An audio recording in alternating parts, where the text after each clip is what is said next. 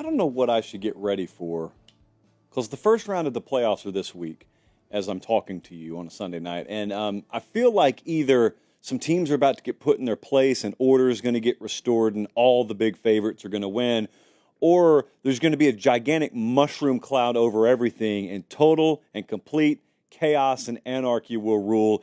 There is no in-between. We cannot have nuance in this sport anymore. We're jam-packed high atop a speculative downtown Nashville, Tennessee on this Sunday night, December 15th. The year of our Lord 2024, proudly brought to you by Academy Sports and Outdoors. Why speculative? Well, we got to pick the playoffs tonight. We got to do all the first-round games. It's Sunday night. It's prediction night. We have rules on this show, and we're going to adhere to them as best we can. So I'm going to pick all the first-round games. We'll break them down. We'll do it the same way we always do it. But I'm actually not even going to lead the show with that. I'm going to lead the show with something I've never led the show with before. Colin, you've been with me since the beginning. Have we ever done a segment on the Heisman, much less led the show with Heisman? Now, you may think to yourself, oh, the Heisman, I don't care about that. It's really not about the Heisman. It's about a plague that has swept college football. It is a casual plague, but it is a plague nonetheless. We have to address it. It is our duty on this show to address it. I got some harsh yet constructive feedback I'm holding in my hand. It's about me. It's negative, but I think positive in the end. I'll put that later in the show. We've got some busted predictions on the show tonight. We got transfer portal moves that are happening even in the last 2 minutes before we came on air. We had transfer portal moves being rumored and bantied about and outright reported. So, yeah, we're jam-packed tonight. Happy to have you with us. They're watching us in Jefferson City, Missouri, Conroe, Texas, Calgary, Alberta, Canada, and Fort Lauderdale, Florida. Thank you guys so much. I have made up my mind where I'm going for the first round. I don't think it's that big a secret. I'm going to go to Tennessee, Ohio State. Voila, cat's out of the bag. And we'll break that game down a little bit later, as we'll break down every one of the first-round games. But that's not what I'm going to lead the show with tonight, and I'm very happy all of you are tuned in live. Or if you're listening on a random Tuesday morning to the replay, I'm happy for that too. Travis Hunter won the Heisman Trophy last night. I'm doing this show on Sunday, and I have never led this show talking about the Heisman because I don't have a vote, so I don't spend a whole lot of time on it. But it is the most prestigious award in college football, and I think the right guy won it last night. But that's not what I want to talk about. There is a plague that has swept college football. Really, you could argue it has swept society, and the internet has fanned the flames of it. But I have a simple prayer. It is Sunday after all. So I have a simple prayer as we start the show tonight. I pray that most people watching or listening to the show are in good health, first off. And secondly, I hope that you realize this dude right here is a very special football player. Ashton Jeanty, who finished runner-up, is a very special football player. Amen. That's it. That's the prayer. It's not all that difficult.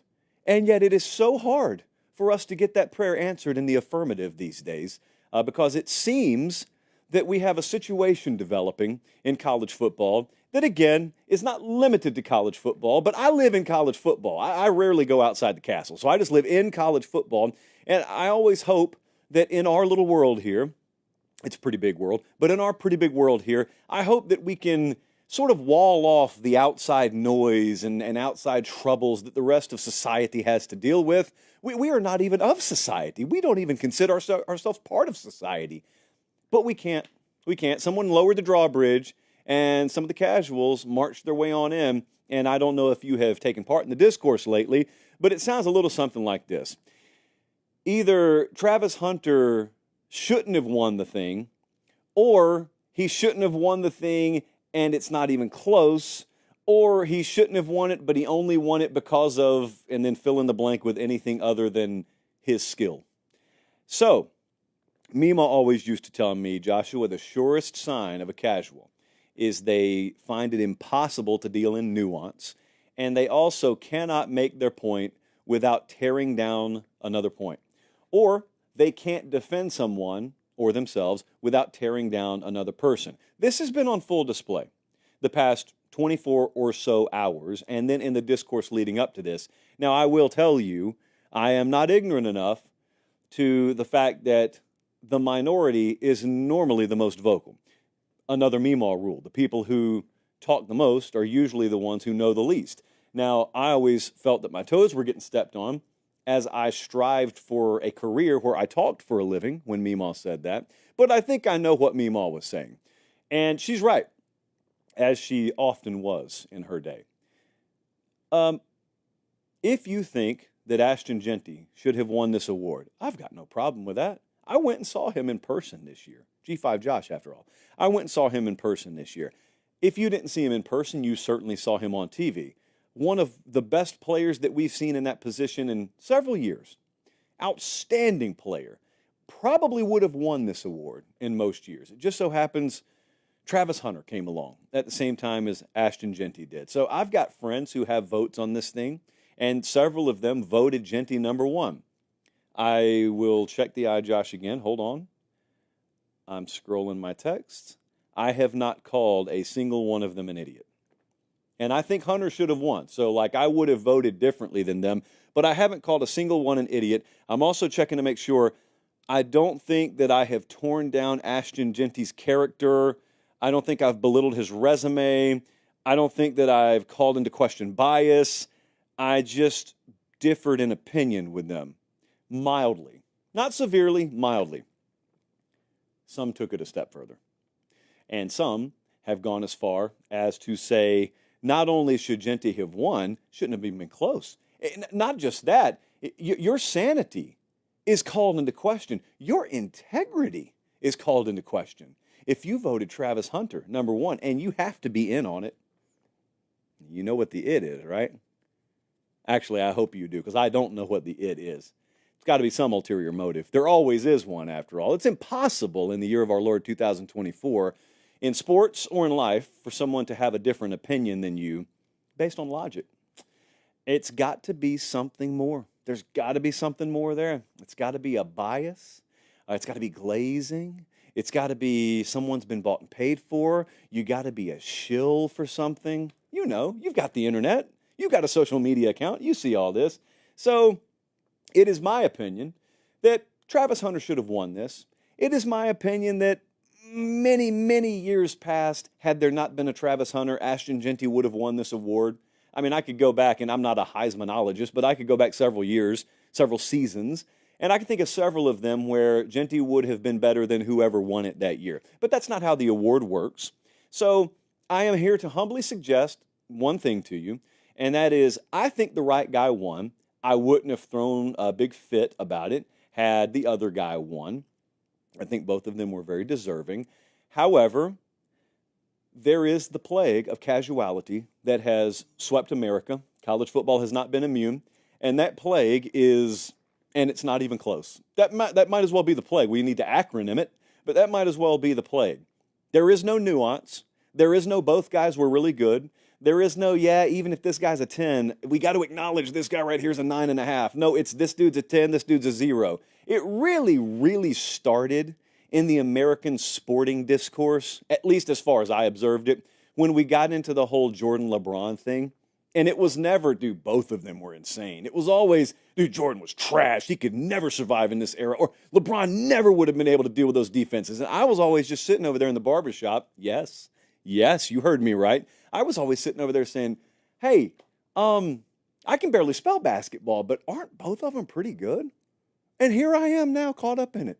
I'm caught up in the world of Jordan LeBron, except it's swept. It never stays contained. This is why you have to stomp it out at the root, because it never stays contained to one sport, and it's drifted over here to college football. And it's Travis Hunter. What should he get an award for? Playing the most snaps? I had someone come at me earlier, by the way, and say, dude, no football-minded person thinks that anyone other than Ashton Jeanty should have won this.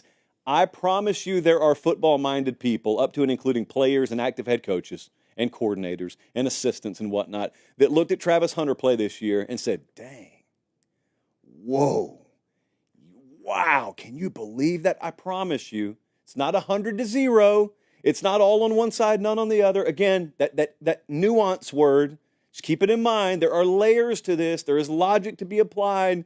It's not in one line. It's not in one tweet. There are arguments to be had both ways. But to be ignorant enough, for lack of a better term, to think that there was a slam dunk here, one way or the other, And if it didn't go your way, then there has to be something ulterior in play. It's casuality. It's casualness. I haven't used that word a lot this season, by the way, because I thought we beat it to death a little bit too much. And so we inserted it into the college football mainstream, and then it got carried away a little bit. So I've backed off on it. But when do we use it if not tonight? If you're telling me that Travis Hunter does not belong in the conversation of the most outstanding player in college football, and they give an award out for that called the Heisman, and he won it last night. But if you're telling me not only should he not have won, it's not even close, it's casual. You're just casual. Remember, this is the third Meemaw rule of the night already. Remember, smart people can say casual things.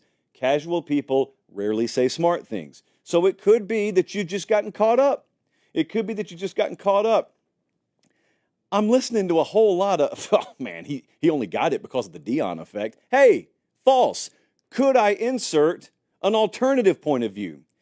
You're only worked up because of the Deion effect. What are you talking about, Josh? Well, I'm of the opinion that had Hunter stayed committed to FSU and done this for Mike Norvell's Seminoles this year, had he played both ways and played at a high level both ways, I don't think we'd have a fraction of the pushback that we do because he did it for Deion at Colorado. That cannot be me, Josh. That doesn't sound like me. Yeah, it does. A lot of you have told on yourself. Also, I know it sounds like I'm going down the road of skin color. It sounds like I'm going down the road of, oh, you hate Deion because, well, we all know why. I'm not even doing that. You subconsciously, some of you subconsciously, don't like Travis Hunter because he didn't go down the route you wanted him to go down. I was sitting on signing day in a studio in Fort Lauderdale, Florida a few years ago, and we were all set to announce him going to Florida State, and then we get the breaking news. And I remember being stunned. And then I remember hearing, he's going to Jackson State. What? And I remember thinking to myself as I was in the break room, dude, this is not smart. This is not smart. Well, it was. He was just not going about his career the way I envisioned him going about his career. And then he goes to Jackson State with Deion, and then Deion takes a Colorado job, and then he doesn't go to an Alabama or a Georgia or an FSU where he originally planned on going. No, he goes to Colorado. Again, bucking conventional wisdom. And again, going the path less traveled. But there's only one of one when it comes to Travis Hunter's career. So really, to a kid like that, there is no convention. There is no 15 different ways he's tried it in prior lifetimes, and then he's going to go. There's one. He's got one shot. And so he went the way he wanted to go, and it's worked out. I just point blank think a lot of people do not appreciate that enough. Number one, I don't care where he did what he did this year. It would have been jaw-dropping to me. Like, I think there's an entire separate conversation to be had that you just don't appreciate what you just saw. I think a lot of people do not appreciate what they just saw. I think I heard R.J. Young say this. I think it was him. If it wasn't, I apologize to whoever it was. He said something like, had you read a story about this happening in 1983, you'd think it was awesome. But because it happened right in front of your face, you don't appreciate it as much. And you know what? Whoever said that, they're right about that. They're absolutely right about that. I don't know what it is about our current society's ability and willingness to glorify the past while ignoring history happening right in front of their face. But it happens all the time. I have noticed this. It happens not just in college football. It happens all the time. So what he did this year was incredible. He at every turn has been a superstar since the day you heard about him in high school. I mean, I was hearing about him in the Georgia high school scene long before his name blew up nationally. And so then, I mean, he's walking out of the locker room with a stuffed animal in Mercedes-Benz Stadium in the Georgia high school playoffs, and he's dominating there, and then he's going to go to Florida State, but he doesn't, and the spotlight's on him from day one, and he's a superstar from day one, and he goes to Jackson State, and then he goes to Colorado, and he's following Deion Literal Sanders both times as head coach. So you've got a big story within a big story. Dude's been a model citizen. As far as I can tell, hadn't gotten in an ounce of trouble. He's been a great kid to be around by all accounts. And yet you've still got just this blind willingness to take shots. Again, I know there is like a segment of the discourse out there that always goes down the path of race. I think there's a huge chunk of it that has nothing to do with that. I just think the kid bucked conventional wisdom and the traditional paths that college football tells a kid of that caliber he's supposed to take. And I just think it rubs some people the wrong way. I don't know why, but I do think it rubs some people the wrong way. And he probably made some people look foolish. To be honest with you, there were probably a lot of people who predicted that he'd flame out. And he had the audacity not to. And he had the audacity to be not only good, but great on both sides. Like, he lived out at the college level what some of you tell stories about some of your high school buddies doing at the high school level. Because, I mean, anyone who played football in high school, you knew of that, like, freak athlete who went both ways, and you always, like, wondered, man, like, I wonder, could he do that at the next level? Well, he did. Travis Hunter did. And it'd be one thing if he was plus on one side of the ball and average to below average on the other side. Just doing it is incredible. He's high level.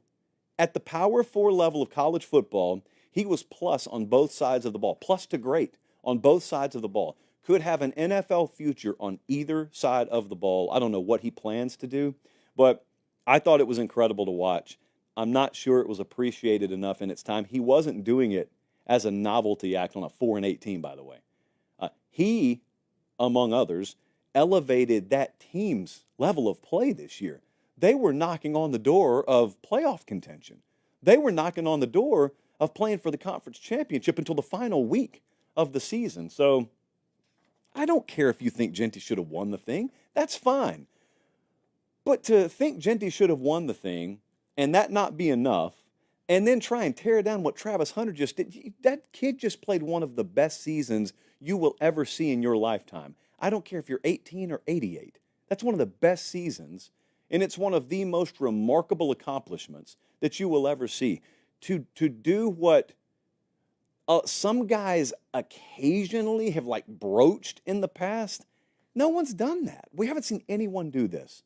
And sometimes when someone does something for the first time, it ushers in a wave, which is not a bad thing. Roger Bannister is an example I use a lot on this show. Roger Bannister was the first in, I guess, recorded history to run a sub 4-minute mile. Then a lot of people did it after him because it was once thought impossible. But then all of a sudden, folks saw one kid do it, and then a bunch of other people found out, oh, I can run a sub 4-minute mile too. It was more a mental barrier that had to be broken. It could be that 5 years from now, there are a few kids playing both ways. I don't know that we got a lot of Travis Hunters coming down the pipe. We may have a lot of Travis Hunter-influenced players. I don't know that we have a lot because, a lot of what he has, he had to be born with.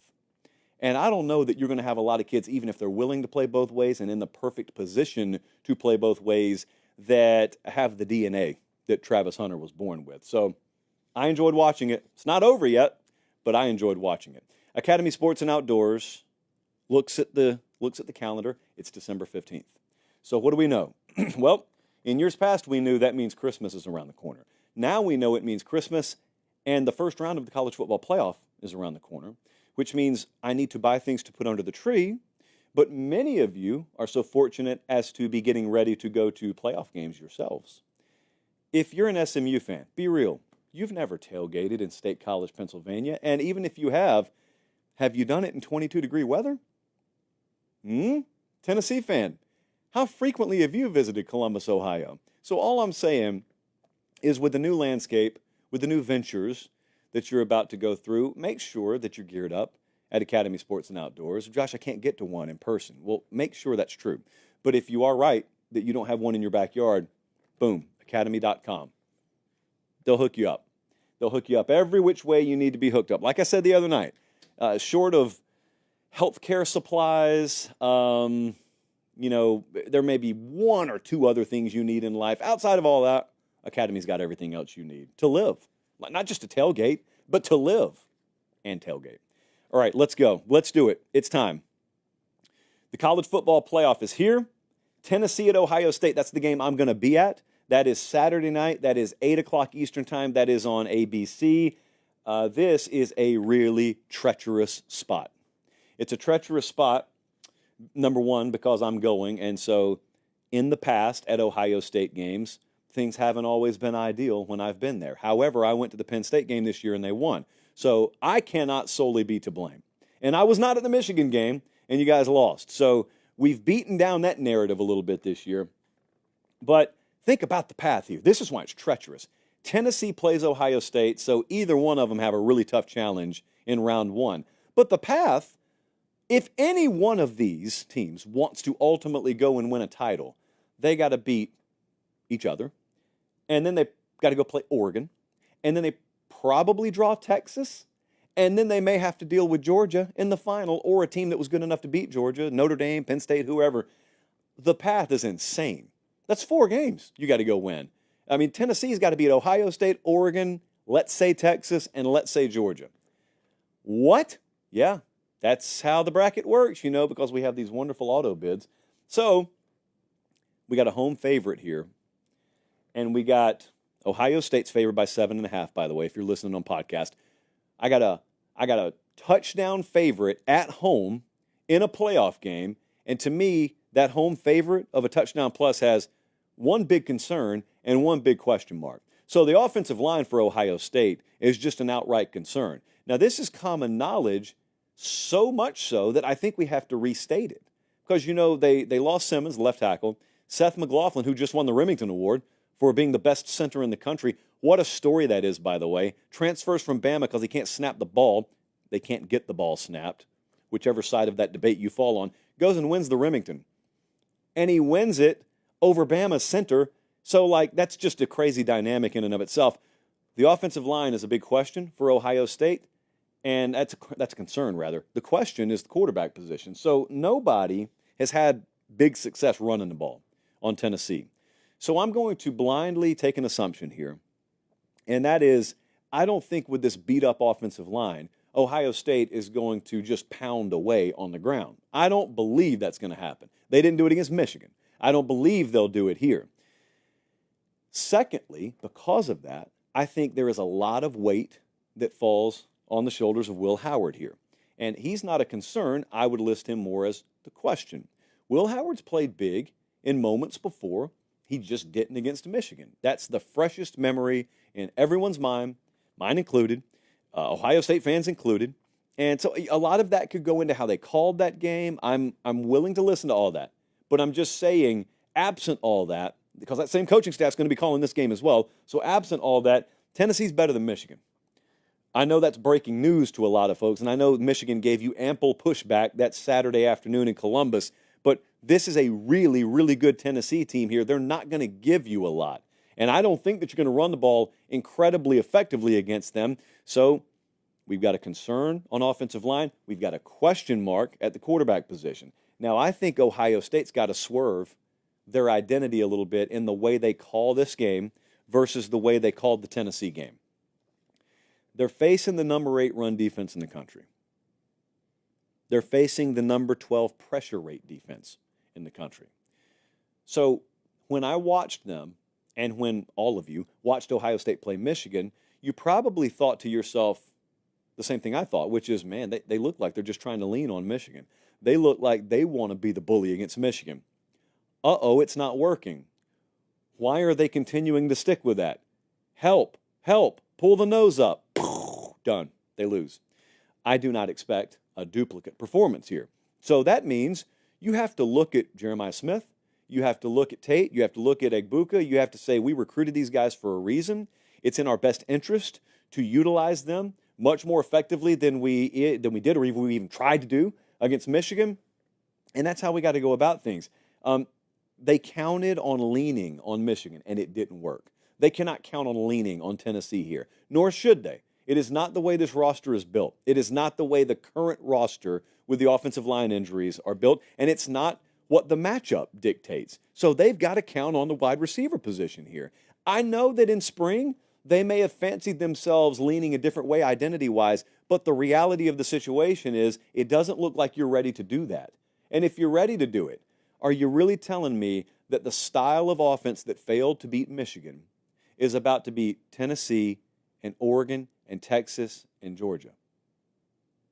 I don't think so. So we got to be gearing up, although we're trying to win a game here, we got to be gearing up to make a run here. I mean, you're Ohio State, so you're supposed to be competing for a national championship. Tennessee, if I'm painting this picture for you, if I'm painting the concept that you really need to be more effective throwing the ball, you really need to utilize those wide receivers more here. Tennessee faced one really, really legit passing offense this year with pro-caliber players at quarterback and, maybe some late-round guys at receiver. That was Georgia. Carson Beck went for 347 against them. I stood on the sideline and watched it. He added some on the ground as well. I do not think that Will Howard is the caliber of passer that Carson Beck is, but for broad strokes purposes, just thinking about the skill that you have on this team, you ought to be able to throw the ball. You ought to be able to have some consistency. You've got to be able to have some consistency throwing the ball. Tennessee's offense, in theory, to me, is the kind of offense that could make a run and win this whole thing. As tough as the draw is, if you think about Tennessee's offense in theory, you got a big-armed quarterback. You've got some really, really good skill out wide. Dylan Sampson Jr. leads the SEC in rushing. And then complementarily, is that a word? Yeah, I think so. You've got a really, really good run defense, really good pressure defense. So that helps the offense. Tennessee's offense, in theory, sounds great to me. This is also the same team that's been shut out in multiple first halves this year. This is the offense that stalled after getting up 10-0 against Georgia. So they're 60th in explosive plays. To me, in theory, they bludgeon you on the ground, then they kill you over the top. In reality, they're 60th in explosive plays. They're 73rd in explosive passes. And I got one of the best defenses in the country here with home field at their back. Temperature's going to be in the 20s during this game. Is this where I see Tennessee's ceiling game? I think it's a little discombobulated to try and predict that that's going to happen here. It certainly could. But is it realistic to expect a team that hasn't really given me that game for 4 quarters all year to just pop it in Columbus, Ohio in the first round of the playoffs? We'll see. If they do, they'll win the game. If Tennessee does that, they'll beat Ohio State. These are the number 1 and number 3 offenses in terms of touchdowns allowed. Number 1 and number 3 defenses in terms of offensive touchdowns allowed. Not a ton of opportunity in the game. So you got to capitalize on it. Ohio State's offense is much better than Tennessee in the red zone. I will say that. It's one thing that jumps out. But all this can be negated if Ohio State's mentality is shot. I go back to 2 years ago because this is all I know to do. Ohio State loses to Michigan. Ohio State goes to the playoff. They play, in my estimation, the best game they played all year against Georgia. They lost. They missed a field goal at the end. They lost, but they played at an insanely high level. If Ryan Day is able to pull that out of his team this year, following the gut-wrenching loss to Michigan, they'll win this game. I don't know if they'll win the whole thing, but they will beat Tennessee if they're able to do that.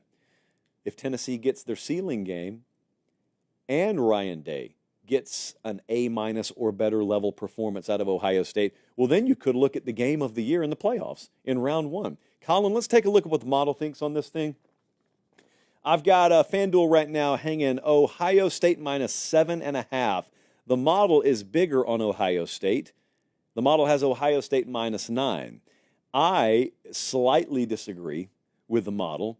I think that Tennessee is very competitive here. There are more than a few paths where I could just pick Tennessee to win this game outright. So I think desperation is very important. I trust Ohio State to handle the prep the right way. I trust Ohio State to come out the right way. I trust Ohio State to utilize their passing game more the right way than they did against Michigan, but I don't trust them enough to lay those points. So anything over a touchdown, which I'm getting right now, I'm going to take Ohio State to win and Tennessee to cover. Some people would call that a cop-out. I call it a pick on a football game. Notice I didn't bet any of my money on it. It's not on the Ramen Noodle Express, but that's where I'm landing on that game. I will be there in person, in living color, bundled up in 17 layers, because after all, I did grow up in West Central Georgia to watch it all. I grew up in the other Columbus. Quick Trip will fuel us. They will fuel us there. They will fuel us back. I am considering driving to this game, by the way. I hope they're listening. I don't even say that for your amusement. I say it for Quick Trip's amusement and for their information. Quick Trip has fueled the whole new Saturday tour all year, and they have also fueled many of your road trips this year. We gave away 2 more free tanks of gas Friday. Well, gave away 1 Friday, 1 Saturday. It's been going on all year. It's been a fun time all year. Also, I dropped this little nugget on the Thursday show.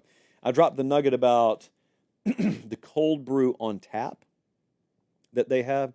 Some of you didn't know what cold brew was. It's just coffee. They have it on tap at most Quick Trip locations now. Now, I think you should come for the gas, but you need to go inside. Because, frankly, I didn't just partner with Quick Trip for the gas. I partnered with them for the ambiance. But the cold brew on tap was something they told me was coming in the summer. And it's there. And so when I dropped the nugget on Thursday, a lot of you took me up on it, and you went in at various locations, or loci, which is the plural of locations, and you saw it for yourself. I told you. I wasn't lying about it. It's amazing. And there's a bunch of different brands of cold brew on tap, and every handle is branded. It's no different than beer on tap, except this is cold brew. And they're all branded and very colorful, very artistic. I continue to apply a pressure campaign to our friends at Quick Trip, translation, Joe, to get us one of those, because I think it would be a great aesthetic addition to the studio here. Not sure where we'd put it, but that's our problem, not yours. And there you go. My balls are in your court. All right, let's move on. Transfer portal. There's a lot going on. Even as we speak, there's a lot going on. So, since we last spoke, Auburn's making moves. Hugh Freeze is making moves. Jackson Arnold is headed to Auburn. So, once upon a time, he is the Elite 11 MVP, and then he commits to Oklahoma, and he's the quarterback of the future. And then Dylan Gabriel transfers to Oregon, and Oklahoma's like, that's okay, we got Jackson Arnold. And then Jackson Arnold's era does not go as planned. And now he's out, and he's on his way to Auburn. Now, as soon as I heard this news, I thought to myself, well, that's a Bo Nix reversal. What do I mean? I mean, once upon a time, Bo Nix was at Auburn, and I thought he had sky-high potential. Turns out I was right on that one, but he couldn't realize it at Auburn. So he had to transfer to Oregon. And there, he ends up becoming a first-round draft pick. Never would have happened at Auburn. So we fast forward, and Jackson Arnold, sky-high potential, I still think he has it.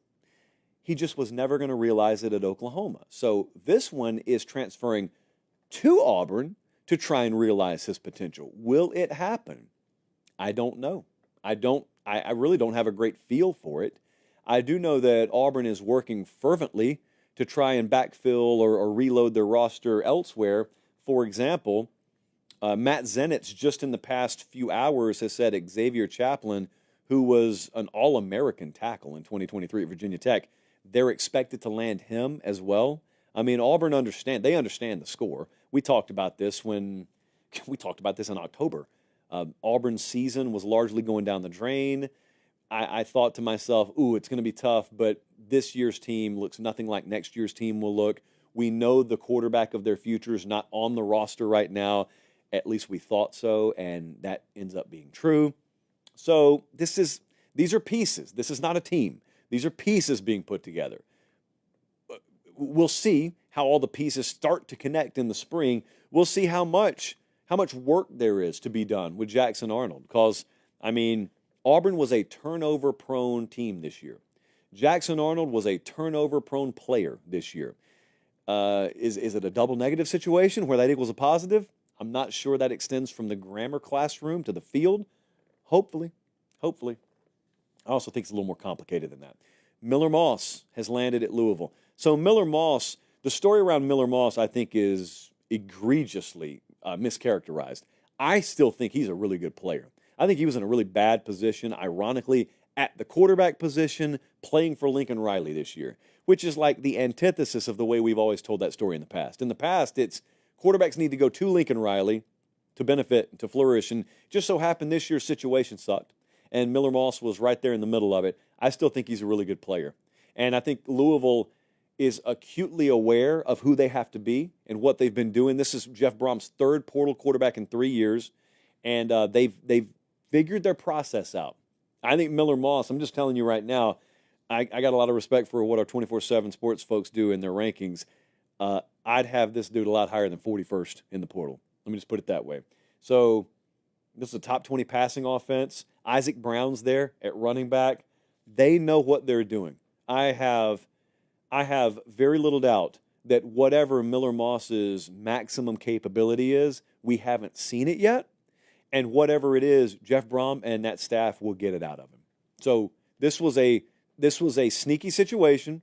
This was probably not a headline grabber, This is one, though, when you're in the middle of the ACC season next year, when we're starting to figure out the playoff race and Louisville's right there in the mix, just remember, quietly, Jeff Brom and Louisville made a move, got their guy. I got a lot more to talk about. By the way, remember, if you're watching and you're not subscribed, subscribe to the channel. It's free. It's free, and it helps us, and it doesn't do anything to you. It doesn't sign you up for anything. If you think you're subscribed, but you're not sure, you may not be. So check. It's one button. It takes 2 nanoseconds. LSU's making moves. So Michael Van Buren, there's an interesting route being taken here. Michael Van Buren played quarterback for Mississippi State this year. Bad team. He had flashes, but they're going in a different direction. He's going in a different direction, so he is transferred to LSU. Now, to me, this feels a lot like Dante Moore. Dante Moore, former 5-star guy, he commits to UCLA. He plays some as a freshman. It's really up and down, more down than up. A lot of folks think he still has a lot of potential, so what does he do? He transfers to Oregon and sits behind Dillon Gabriel this year. He was willing to take a step back and sit, and hoping that the team will be his in the future. So Garrett Nussmeier is coming back for LSU. And Michael Van Buren, as a result, probably doesn't start for them next year. But that's okay. As long as you understand what the deal is, you understand what the score is, you understand what's best for your development, you go and you sit a year. You got yourself a taste of SEC action. Now you go sit. You're going to play on a better team, better roster than the one you were a part of this past year. It was Levy's first year at Mississippi State. They were a disaster most of the season. So you get a fresh start. You get a year to feel things out, and you'll probably be better for it. That is not all they've been doing. They went and got Barion Brown, number 15 overall in the portal. That's a wide receiver out of Kentucky. Jakeem Jackson, the corner from Florida. So the big blow to LSU was Bryce Underwood decommitted. I guess the silver lining there was you had a lot of NIL resources tied up in his recruitment that get freed. Now, if you understand anything about how resources are allocated, it's not as simple as we had promised a lot of money to this recruit, and because he decommitted, now we can just take that money. It's all in one giant fund, and we can go spend it on transfer portal guys. No, you have, in an ideal athletic department, in an ideal football complex, you have sort of a tier, a pyramid, if you will, and you've got certain allocation for high school recruiting, certain allocation for the portal and roster retention. Now, you can move that around. It's fluid, and I'm sure they've had to do that down there, but this is one of those situations where we knew what it was going to cost to get Bryce Underwood. We've got him. Oh, never mind. He decommitted and went to Michigan. What are we going to do with all this money? Got to do something with it. Let's go spend it. Ole Miss is doing it again. They picked up 3 top 25 portal kids since we last spoke, 2 of them in the top 6. So they went and got the number 1 edge. They went and got the number 2 interior offensive lineman, the number 2 tight end. It looks like another top 5 portal finish is imminent here. Could be a little higher, could be a little lower. And this is it's the Ole Miss blueprint under Lane Kiffin. Now, there is never, ever, ever a world where I would forecast what happened to Florida State happening to anyone. Ole Miss people think everyone who doesn't wave a blue and red pom-pom hates them, including me. I don't. And I am not predicting them to go the way of FSU, not even close to it. What I am merely suggesting here in mid-December is just because you go and get another group of highly rated portal guys does not guarantee that it's going to come together magically every year like it came together this past year. And you could argue it didn't magically come together this past year. They lost to Kentucky. They lost the LSU game. They lost to Florida. It was a very workable schedule. They beat Georgia, but they still ultimately fell short of the playoffs. So you could argue it didn't magically come together this past year. You could argue, hey, Josh, for all the talk about you saying that it could dip down next year, maybe it could spike up. You are correct about that. I'm just trying to present both sides of the coin there. It's not one-sided. It is a true two-sided coin. And so this is meant to be nothing more than a reminder that when you play portal roulette every year, they call it roulette for a reason. That's all I'm trying to remind you of. I am monitoring Texas A&M. They went and got Julian Humphrey from Georgia, the corner. They've had a huge visitors list. I don't know if you've been following this. I have, so you don't have to. They've had a huge visitors list. They brought a lot of wide receivers through there, especially. Nick Anderson, I think, from Oklahoma. Heard some pretty good stuff on him today. It's not locked up. I just heard some pretty good stuff on him. I'm very interested to watch their strategy because this is the first year through the whole cycle of it with Mike Elko. So I'm interested to see, like, how many of these guys do they actually move on? How many of them can they get if they do move on them? That's why I'm monitoring them. I'm watching them closely right now. Also, as we were coming on air, Bo Pribula, who is the backup for Penn State, the backup quarterback, announced, now, Jesse, correct me if I'm wrong, he's expected to go in the portal. He just announced, and he will not be with the team for the playoff. Okay, which is, I'm not even casting aspersions on him. It's not his fault that no one in their right mind understands how to construct the college football calendar. But what I just told you is Penn State is in the playoff, and their backup quarterback is entering the portal, and he will not play. He will not be with the team in the playoff. That's correct, Jesse? Okay, so again, you can think of the kid whatever you want. It's a very, very weird dynamic. Hopefully one day down the road when I'm elected commissioner, the calendar makes sense. It doesn't right now. That's one of many reasons, like we were talking about with Belichick the other night. Oh, Josh, college football is just like the NFL. No, it's not. No, it's not, because I promise you that the coaching carousel season and the playoff and free agency and the draft don't all happen at the same time in the NFL. They do in college football because we have morons creating the calendar. And so anyway, long story short, Penn State's backup quarterback, who had to play against Wisconsin, if you'll recall, like he had to come in and they had to come from behind, didn't they? So he's in the portal. They don't have their backup quarterback now for the playoff. It is a pretty good indication that Drew Aller is returning next year for anyone keeping track at home. They're watching us in Boyce, Louisiana, Alexandria, Virginia, Omaha, Nebraska, and Pine Mountain, Georgia. Fantasy and Lights. I've seen some of you take a trip down to Pine Mountain, Georgia this year for Fantasy and Lights. Mispronounced Fantasy and Lights by some of the locals, myself included, as a child. So if you're that way, if you're around the southeast, head down to Pine Mountain, Fantasy and Lights. Make sure you do it once. You don't need to do it twice, but make sure you do it once. Some of the best hot chocolate of the modern era is given away at Fantasy and Lights. Well, they don't give it away. You got to pay for it, but it's worth it. Okay, here we go. Let's continue. They didn't pay for that, by the way. It's my home county, so someone has to promote them at the national level. Clemson, Texas, first-round playoff game, Saturday, 4 o'clock Eastern on TNT. Make sure you're not searching in vain, guys. This is on TNT. This is one of those sub-licensing situations. So I thought a very, very basic question about Clemson going into the ACC championship game, and they took it and they won the game, and then they put it in the hype video. So the simple question was, is Clemson still a big game program? I thought it was fair to ask about a team that had lost a quarter of their games in the regular season, including against anyone with more than a pulse. Louisville, South Carolina, Georgia. Well, good for them. They went and won the conference championship game. I'm going to ask it again. So you guys hit record. I'm going to ask it one more time. I'm going to do it really, really emphatically so it sounds good if you pull the upset. I'm going to ask it again. Is Clemson still a big game program? And cut. But you know what? I'm going to ask it about Texas as well. Is Texas a big game program? Because I watched them twice against Georgia, and they didn't get the job done. And those were basically the two really, really big opportunities they had this year. Now, they went to A&M, and they won. They hung 17. But since they're so dominant defensively, they didn't need to do anything more than that. But the two big stages they've been on this year, they crashed. But they're still good enough to be in the playoff.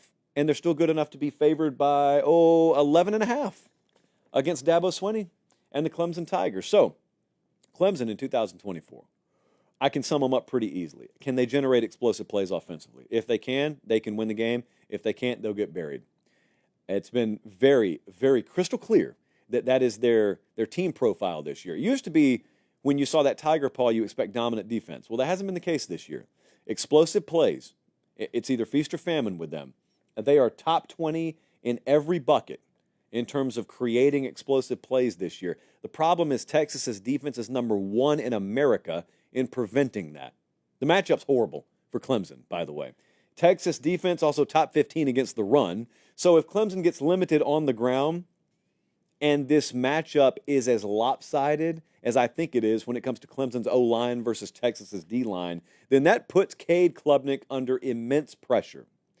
And they've got to create explosive plays through the air against a defense that never gives it up and understands that, hey, that's the deal.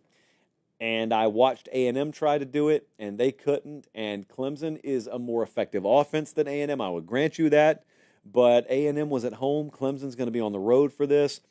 Here's the counter to that. Because I think the matchup's really bad for Clemson. But here's the counter to that. Texas doesn't score a lot. That's the counter to that. And when you don't score a lot, you insert a lot of variance. Every bounce of the ball means more. Every play, every drive, it means a lot more. Now, if they go your way, then they go your way. But if a couple of things go against you, you saw it in the Georgia game. Georgia's backup's in the second half of the game. You've got the lead, but a couple of things go against you, and you can't score. So what happens? Well, the game gets compacted a lot more than it should on paper. Texas has scored 20 or less 3 of their last 4 games. Penalties have been a big issue for this team this year. So I haven't loved the offensive dynamic from them. I will say until the day I die, hopefully about 113 years from now, I will continue to say I was very surprised that Sark did not play Arch in the SEC championship game. I'm going to say I expect him to play in this game. I expect that Arch Manning has to be a pretty significant factor for Texas if they're going to win the whole thing. Now, there's a path where he's not and they don't, but I don't think there's a path where they do and he's not. He's got to be a factor here. And here's the dirty secret about Clemson. Their defense is not great this year. They're 123rd in the country in explosive plays allowed. That defense does not match the profile of Georgia. That defense does not match the profile of A&M. So, yeah, you could sit there and give yourself some confidence that, man, Texas didn't score against Georgia. Texas didn't even score a whole lot against A&M. Yeah, but you're not them, and they're at home now. So Texas, I'm telling you, on paper, Texas should run the score up in this game. 11.5 is not a big enough number. If you believe games are played on paper, they are not. And I will also say, because Clemson matches up so bad, that gives very little incentive for Clemson to maintain their profile. Now, it could be that Dabo looks and says, we're Clemson, we're just doing things our way, come what may. Well, if they do that, they're probably going to lose. I don't think they'll be competitively ignorant enough to do that. They can be a little arrogant, but not ignorant. I don't think they will be. Now, what I don't know is what they'll try instead. I don't know. They've been around the block. That staff's been around the block a long time, so they understand big games. They understand these moments. They understand how to get the most out of their team at the right time. Clemson is top 5 in turnover margin. That's always there in these games. In one four-quarter scenario, that's always there. I just think about Texas this year because Clemson has a top 10 talent roster according to the 24/7 team talent composite. And Texas has faced a few of those teams this year. Texas has faced Georgia twice. They faced A&M, and then they faced Oklahoma. Now, Oklahoma was dog water this year. They played Georgia twice and couldn't get it done against them. They played A&M, and A&M held them to 17, but they couldn't score. But those were compacted games. So Clemson, on paper, qualifies as a top 10 talent roster. Colin, I think now's as good a time as any to take a look at what the model thinks. So the FanDuel number is Texas minus 11.5. The model is even bigger on Texas. Of course it is. The model has never picked Texas not to cover. I agree with the model, and I just issue a fair warning to Texas. Do not embarrass me. Do not embarrass me, because I could throw this model in the garbage. I could go Ron Swanson. I could take this laptop. I could march out back and throw it in the dumpster. Texas should win this game. They should win it with authority. They should win it comfortably. They should. This right here, this is paper, okay? And I am going to believe that all these words and all these numbers equate to a football game, and here I am thinking that the game's going to be played on paper. I've set myself up. I know it. Dabo's done it to me before. And he set the trap. I walked into it. But here I am again. Here I am. My favorite Patty Loveless song. Here I am. and I'm waiting for Texas to let me down again. But I cannot quit. I cannot quit Texas. I just can't do it. I can't do it. The other night, I did a segment on SEC bias. And I did a segment on why we do this show the way we do and why I feel the way I feel. But I said in the segment that some of you had told me you liked parts of the show, you didn't like parts of the show. Honestly, the segment went about 4 minutes too long in retrospect. But I said that I get constructive criticism from a lot of the viewers. And I just wanted to share because Justin hit me up. I don't even think I responded to him yet. Justin hit me. I will give you an example. This is criticism of this show that I think it has a lot of merit. So I'm going to read it out loud because we are going to apply this to our future plans for the show. So Justin hit me, and I'm reading this on the air because I assume it reflects what many more of you feel, but you haven't articulated to me.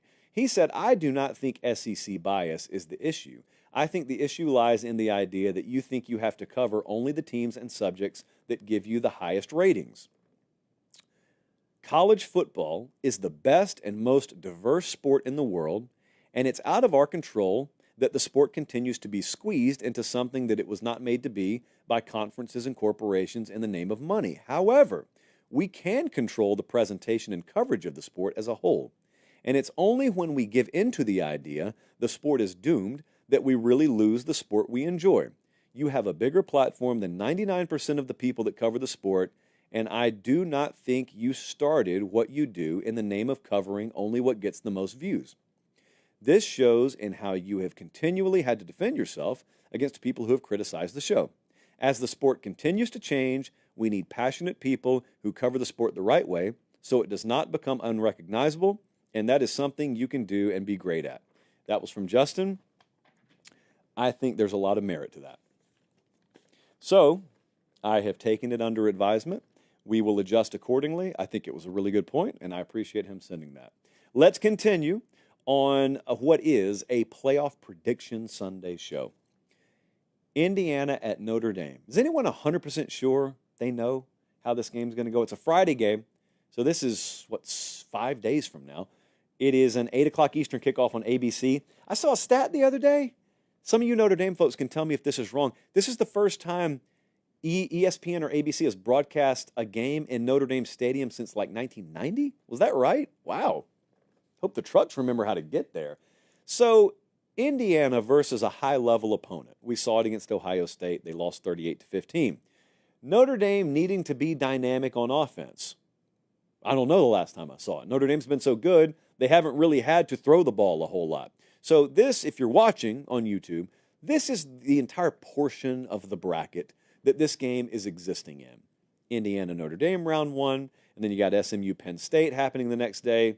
And the winner of this Indiana-Notre Dame game, they go and they play Georgia, but they play a Carson Beck-less Georgia. So we don't really know what to expect there. I have a theory, but we don't know what to expect there. And that would be down in New Orleans, by the way. It wouldn't be in Athens. It is a workable, it is a navigable portion. You'd much rather be down here than be up in the death trap that is Oregon or that is Ohio State or Tennessee and what they have to go through. So, Indiana, here's what's exciting here. The temperatures are going to be in the 20s. It's going to be miserable, well, depending on your point of view. And it's very apropos that it's going to be that cold because we have something called the freeze point on this show. And the freeze point is just simply the minimum level of production, the minimum level of performance that you have to turn in for something to work. We call it the freeze point because water has to be 32.4 degrees Fahrenheit or lower to freeze. Anything above that, it doesn't matter. You could put water in 35-degree temperatures forever, and it won't freeze. 1 degree lower, or well, actually a few degrees lower, and it's going to freeze. And then it's a question of like how much below freezing can you get? Could it be 25? Could it be 20? Could it be 15? The water will freeze faster. But we know 32.4 is the magic number. So with Indiana, there was a level of play that we wondered, will they have it against Ohio State? They didn't. And so because they didn't have that, it didn't matter. None of their stats mattered. It didn't matter that they were number 1 in this, number 4 in that. It did not scale against a high-level team. This is the next opportunity. I don't think Notre Dame is as high a level a team as Ohio State. But you know what? I could be wrong. And also the matchups could dictate that there are certain things, like you don't have to be as good at receiver as Ohio State to be better at tailback, which they are, I think. So Notre Dame, number 3 pass defense in college football. Does that completely like clamp down Indiana here?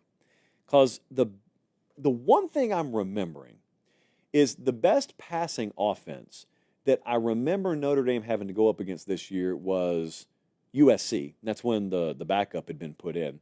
USC threw for 360 on them. Now, it was a game where USC was having to keep up. So the dynamic of the game was a little weird. But we did see one team throw the ball. Can Indiana do that? Big question. It's open-ended because I don't know. I think that temps in the 20s in a tough environment, Notre Dame does not miss a ton of tackles here. I just think about meeting the freeze point. I don't think you'll run the ball effectively on them. So Rourke's going to have to throw the ball. He's going to have to throw the ball very effectively, and you'll probably need good yard after catching this game.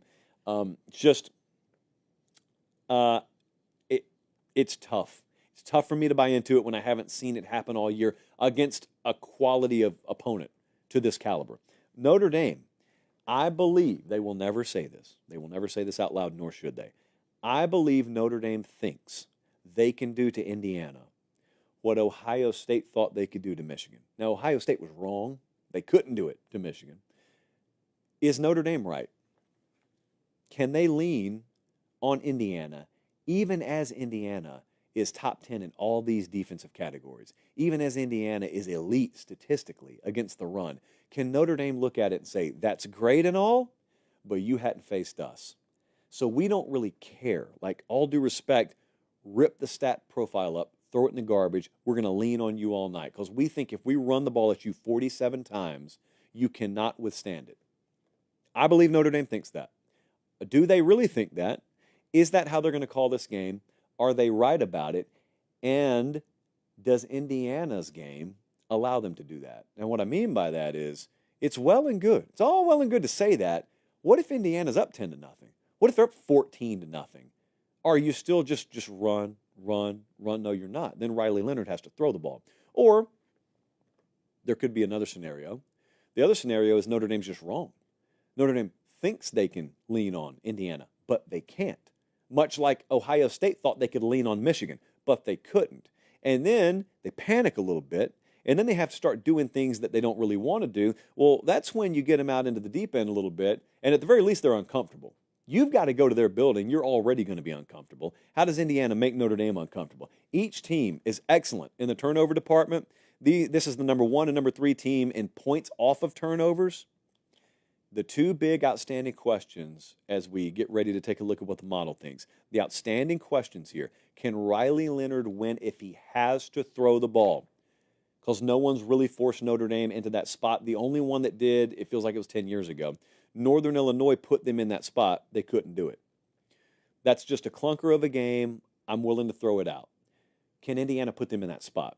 That's the first thing. The second thing is, can Notre Dame pressure Curtis Rourke? Can they get after him like Ohio State did? Because they had no time to operate. And Notre Dame's probably not quite the pressure team that Ohio State is, but they're not bad. So can they get to him? All right, let's take a look at what the model thinks. Colin, the FanDuel number is Notre Dame minus 7.5. I've got Notre Dame a little bit bigger. I got Notre Dame minus 9.5. I feel like this program has been waiting on this moment for quite a while. And I think the redemption arc, if you want to talk about it in cinematic terms, from losing the Northern Illinois game to hosting a playoff game and getting it in your backyard and getting an opponent whose strength seemingly matches up against your strength. They just extended Marcus Freeman right before we were going on air. The contract extension got announced. I think it's just a tailor-made game for Notre Dame to just have better manpower, to just withstand a 4-quarter fist fight. So I think Notre Dame's going to win and cover. I don't think it's a Notre Dame win and cover the likes of which they did against Army, where they ran away and hid. This is the kind of game where if you're favored by 7.5, you could be scoreless after 1. It could be 3-3 going into half. It is 10-7 going into the fourth, and then you tack on one more touchdown and a field goal, 20-7 as a win. Well, that's a win and a cover. That's the kind of game I think we're going to get here. I just think Notre Dame's going to be on the plus side of it. So I'll take Notre Dame to win. I'll take Notre Dame to cover. I will tell you that's the hardest game, I think, to predict because I think there are several paths where Indiana just wins the game. So I'm nervous about it, but I trust Notre Dame enough. I trust them to win and cover. Let's do two things. So the first thing I want to do, as I pop open this Zevia, is I want to tell you, zero sugar, by the way. Oh, zero sugar. I want to tell you that I know a lot of you are turned off right now by how expensive it is to go to these games. And you should be, because they didn't build this playoff for you. But it is built. And I know a lot of you can't live if you don't go to these games. So I'm helping you out as much as I can. I'd love to just give out free tickets left and right. Who knows, in the future, maybe we'll be able to do that. One more good year. And maybe we'll just go full Robin Hood and we'll just toss out free tickets left and right. In the meantime, we partner with SeatGeek. And you can go there right now. And you don't have to buy football tickets. You could buy concert tickets. You could buy tickets to anything. Broadway show for all I care. Use the code PATESTATE10 and you're going to get a good discount when you check out. A lot of you used this over the weekend. It's not free. It doesn't make your tickets free. I wish it did, but it will give you a good, solid little discount at the checkout counter. PATESTATE10, the numbers, 10 at the end. It's tough. I know it's tough out there. That Notre Dame secondary ticket market right now is brutal. Think of it as buying a memory. That's how I always justified my reckless ticket purchases in the past. I am purchasing a memory, core memory. So 15, 20, 30 years from now, if I go to this championship game or I go to this rivalry game, 15 years from now, am I going to miss $300 or $400? Hopefully not. But I'm going to have the memory. I'm purchasing the memory. That's how I always, well, honestly, that's how I convinced my parents to pay for tickets when I was a kid. But that is how I justified it in my mind. Do that if you can and use PATESTATE10 at SeatGeek upon checkout. Wow, I popped open black cherry tonight because I thought we had lost all the black cherry Zevia. I know I'm a cream soda guy, but I got on a little black cherry kick, and it's not number one, but it is a solid number two right now on the JP poll of Zevia, the ZJPP, if you will. So just another sip there. I always get nervous when I take the sip of Zevia because on the podcast it just goes silent. Everyone gets nervous. All right, let's roll on.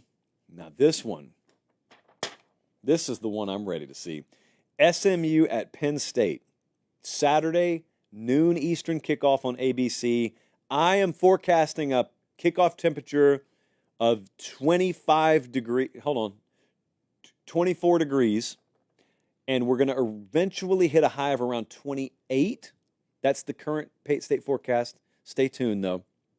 And I come with related atmospheric/climatological data here. SMU average kickoff temperature this year, 72 degrees. We've confirmed that. And I am looking at mid-20s at kickoff here. Now, Rhett Lashley says they're not going to be affected by it. I think he's lying. I think they're going to be affected. I think Penn State will be affected. I think everyone will be affected. Because contrary to very, very popular belief in that part of the country, this is not football weather. This is insanity. But we're going to do it anyway. And you have longed for these home playoff games, and now you get them. I hope you're happy. I know you are. This right here is the first game on Saturday. There are 3 games on Saturday. This is the first one. What did we see against Oregon? It's a really important question if you're a Penn State fan.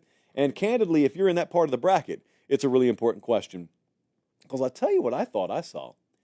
I saw them lose, but I thought I saw them play the best offensive game they've played all year. Now, it was out of necessity because Oregon kept scoring, so you had to match it, but that's the thing. You did. You did. Jesse, what was the final score of that game? How many did Oregon score? They got in the 45-37. You could have lost 45-17, but you kept pace with them. And what we ended up seeing was 292 on the ground, 518 total. Drew Aller looked really good. So you lost that game. Did you discover something about yourself that could pay dividends in the playoff? I believe you did. SMU's defense, 4th against the run, 90th against the pass. So Penn State's success through the air, it needs to carry over. Tyler Warren was big in that game, but they had some receivers step up as well. I almost wonder to myself, this whole cold weather thing that's supposed to affect the Southern road team, if I think Penn State's best path to victory here is going to be throwing the ball a little bit more, how does the weather impact them? Or are they sitting there listening to me saying, what a fool. We're going to be able to run the ball successfully on SMU. We'll shorten this game. We'll do it the Penn State way. We'll be fine. Maybe so. But I think you're going to have to throw the ball a little bit more. And I think Drew Allar's pocket mobility is a big key here. So if you've watched him, Penn State's offensive line has done a good job of protecting him, but this is low-key one of the best pressure units they'll face all year. I know you face Oregon, you face Ohio State, and those are really, really good defenses. SMU's pressure rate's really good, and they're really sneaky good. They get after the quarterback, they affect the quarterback, and that will probably happen here. Drew Allar's really good. He's got like a little mini Roethlisberger mechanism about himself of just subtly moving and sliding in the pocket, little yard here, a couple of feet here, just buy yourself an extra second and a quarter, and that's the difference. In a 17-yard completion, move the sticks versus, oh, great, it's 3rd and 17. No way to quantify how much that's worth over the course of a 4-quarter game. I think it's very invaluable against a defense like this. I'll tell you that. SMU's a fast team. SMU, I think many people's first time watching them may have been against Clemson. I don't think that was the best representation of them this year, although they failed to scale their performance congruent to quality of opponent, which is just a ridiculous, unnecessarily complicated way of saying they didn't play their best when they played against the best. Well, they get another shot against the best. Penn State's a better team than Clemson. Now, they got to play them in their backyard, and they've got to play them in a freezer. So they got that going against them. They're a fast team, though. They're a very fast team. SMU is. They're also 131st in penalty yards per game. So if Penn State can neutralize some of the speed with their style of play, and if you go into Beaver Stadium already not being great in the penalty department, I've got to imagine the venue you're playing in is going to adversely affect you here. Kevin Jennings, quarterback, huge wild card. SMU's offensive tackles against this pass rush, a huge wild card. I think advantage Penn State, but just the other way, maybe you get a surprise stalemate there, and it gives Jennings more time, and you generate more offense, and you put the pressure on Penn State because you get another shot here. Don't fall victim to thinking, oh, the way it started against Clemson, that's just the way it'll start here. Maybe not. Let's take a look at what the model thinks. FanDuel's got Penn State minus 8.5 right now. We agree. The model has Penn State minus 8. I feel kind of the same way in the end about this game as I do about the Notre Dame game. I feel like just the caliber of roster, the totality of the situation and the environment over the span of 4 quarters is enough to where it starts to lean and lean and lean. And the thing about it is, whether you're Indiana at Notre Dame or whether you're SMU at Penn State, you can't just play the thing heads up. So you got to have some bounces go your way. You need some of the external dynamics to go your way. And if anything, I think they're working against you here. Home field very much matters. It very much matters. I think it's going to matter here to the degree that I think Penn State's going to win, and I think they'll find a way to cover the game as well. Now, just as much as I told you at FanDuel, that number is posted. I think because it's December and we're coming up on the playoffs, but also Christmas, I think it's time for Uncle Josh to remind you, don't be stupid when you're betting on this stuff, especially because it's the time of year where you have other expenditures. Like, you're coming up on a time of year where you need to be buying things for other people. And if you've tapped yourself out financially because you've been gambling on sports and it has affected your ability to function financially, you're doing it wrong and you need to step away. When I first partnered with FanDuel, I told you that I told them that we've got to take responsible gaming seriously. You've got to give me room to talk about it on the show. And they said, we actually want you to. I mean, I've got language, and I got a whole sheet of paper in front of me right now where not only do they fully sign off on it, they have resources for you. I'm not telling you that you have to call 10 friends and say, hey, man, I've got a gambling problem.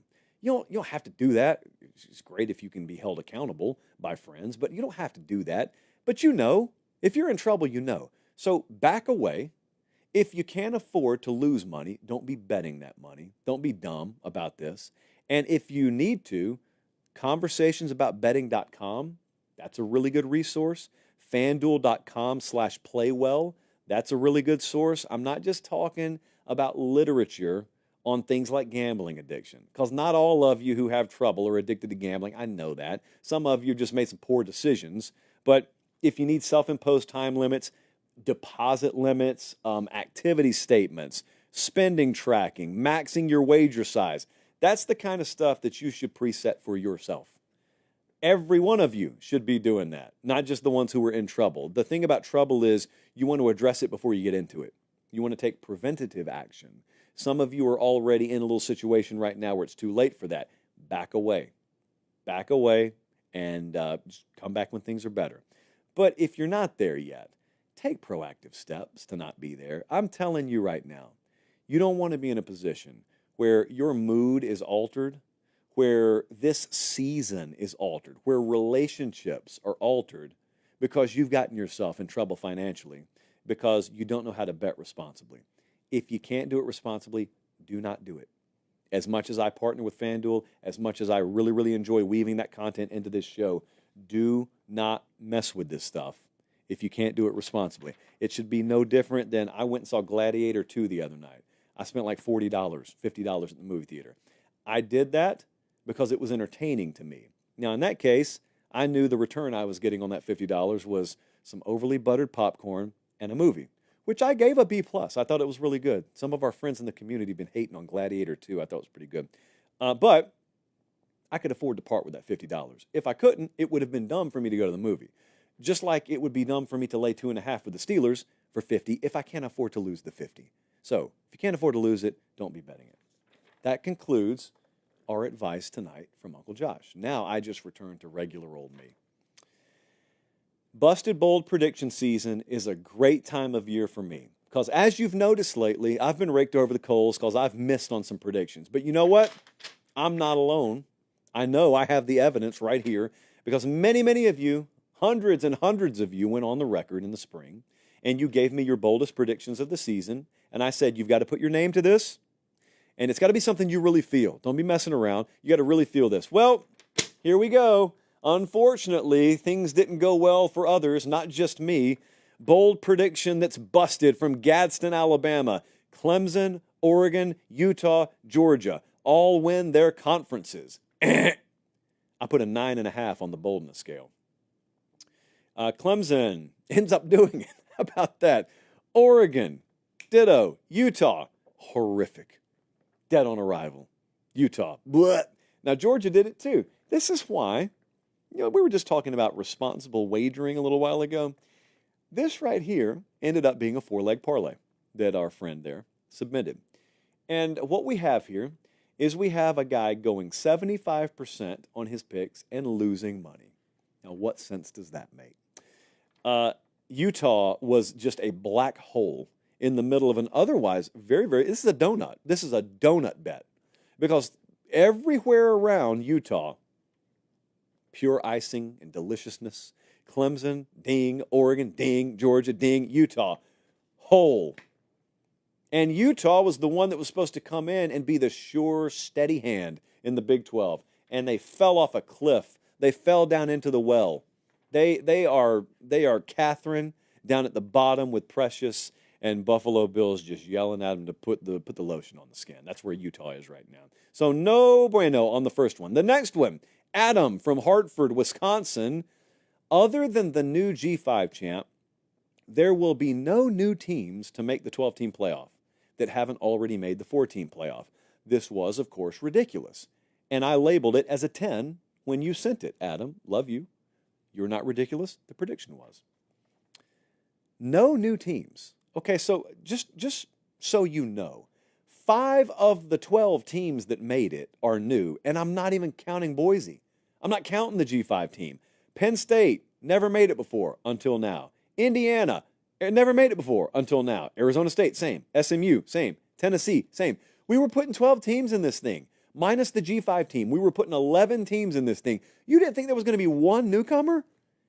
All this competitive balance, all this parity. You didn't think there was going to be one newcomer, Adam? Not one? That one crashed and burned. Next up, this one's just sad. This is like a Sarah McLachlan prediction special. Kyle from Cedar Falls. His prediction was that Iowa would have a top 80 offense this year. Here's how bad it was for Iowa. Predicting them to have a top 80 offense warranted a 9.5 on the boldness scale. That's how bad they had been. And you know what? They ended up 97th in offensive EPA, and they ended up 113th in total yards per game. They still didn't do it. I will give you this. Points per game, they were 66th, but you and I both know those weren't offensive points. We know that. So Iowa, all they needed to do is not be horrific. And you know what? We made a lot of money betting on Iowa this year, but it wasn't because of offense. So yet again, we even had improvement this year. They could not improve to top 80. So that was a 9.5. That one crashes and burns. Do you understand the stakes here? The stakes, if you're new to the bold prediction game, if you make a prediction in the preseason and I rate it 9.5 or higher on the boldness scale and you hit, you get a chalice of supremacy. Colin, show me the side shot right quick. We have chalice of supremacy just littering. There's one right down there right now. That could be yours if you make a prediction that's bold enough, but it hits. And we got all these chalice around here, which is the plural of chalice, and we can't give them away because you guys can't hit a bold prediction of 9.5 or better. This next one, I only put an 8 on this one, but it didn't pan out. The prediction was Florida finally fires Sunbelt Billy. That's Billy Napier to you and I. Refused to pay too much attention to the team until he's gone. I'm currently stuck in Atlanta, a city Billy Napier-led Florida will never play in. Oh, I get it. Okay, so they're never going. Well, maybe they'll never go to the SEC championship game. But Billy Napier is still breathing. And it looked like 2 or 3 times this year this prediction would be right. But nope, he's still breathing. Dare I say they finished the season hot. Not the seat. The seat cooled as the team got hot. DJ Lagway, Billy Napier, peanut butter and jelly. And then they started making some recruiting moves, maybe a portal move or two. Still got a ridiculous schedule next year, but they ended up going 7-5. They're going to play Tulane in the Gasparilla Bowl. So, and they're favored in that game. This could end up being an 8-win season for Billy Napier. Do you realize that? And he was fired like half a dozen times this year. And not only does he exit the season hot with 3 straight wins during that, murderer's row stretch where in the preseason it looked like they wouldn't even be able to come up for air. They beat LSU while they were ranked. They beat Ole Miss while they were ranked. They beat FSU. FSU wasn't even alive as a team, but they beat FSU into a coma. That's, relatively speaking, the coma was already upon Florida State. They just beat them while they were in a coma. So that's a different thing, and I apologize because Florida State's not here to defend themselves. They're in a coma, so I apologize. Billy Napier's not fired. So these are 4 busted predictions. And am I rubbing it in your face? Yes, I am. But it's only a defense mechanism because a fair amount of my predictions went up in smoke this year as well. But I got to own them. So it helps me in a very, very strange, twisted way for you guys to have to own it as well. Appreciate you tonight. What did we go? We went 1:20 tonight, but it's a big week. It's a really big week. We'll be back Tuesday night. Appreciate you guys. Make sure you are subscribed to the channel if you haven't already. We do it free. We always want it to be free. It's college football all year long, and had a good live crowd tonight, and we will we'll roll right on into another week. Yes, we will. Director Colin, producer Jesse, I'm Josh Pate. Take care. Have a great start to your week, and God bless.